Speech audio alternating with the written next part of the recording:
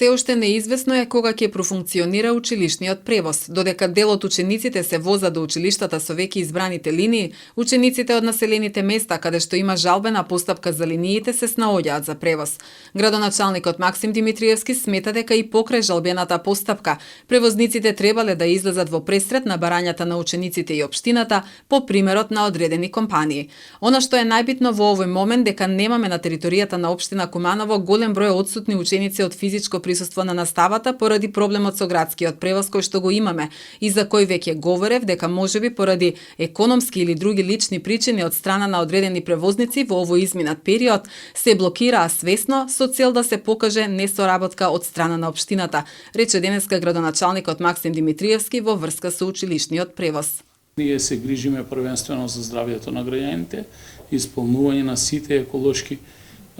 услови и првенствено добивање на поквалитетна услуга, бидејќи нашите граѓани плаќаат за јавниот превоз во градот, а дополнително и општината, тоест државата, плаќа за користење на училишниот превоз. Ако вие сте компанија која што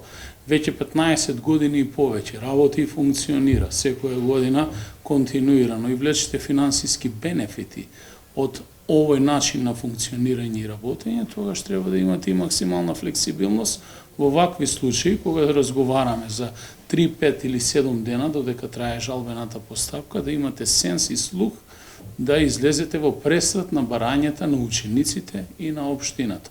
Имаше компании кои што од своја страна излегоа конкретно и рекоа дека нема да се опрат со превоз на учениците, додека имаше и субјективни компании кои што лично го гледаат својот личен и економски интерес и рекоа дека нема да ги превезуваат учениците. Општина Куманово ќе направи се да го реши трајно овој проблем и еднаш за секогаш да се добие и квалитетен превоз и првенствено учениците да добиваат организиран превоз, онака како што е предвидено по законот, потенцира Димитриевски. Сите ученици кои што ги посетуваат средните училишта го користат јавниот превоз паралелно, додека учениците во основните училишта мора да им биде обезбеден специјален училишен превоз во посебни возила од страна на операторите и ние тоа во иднина планираме строго да го контролираме и секако доколку има прекршување на такви постапки да го санкционираме како општина. Благодарам. Не е надлежност на секторот за образование, немаме законска регулатива ние да го регулираме превозот. Ние ги повикавме директорите, тоа го работат други сектори, ме поделена документација, се работи на тоа да се завршат повеќе линии, повеќето од линиите се ставени во функција, а директорите вчера присуствуваа на состанокот со другите сектори кои им дадаа напатствија како да ги решат ова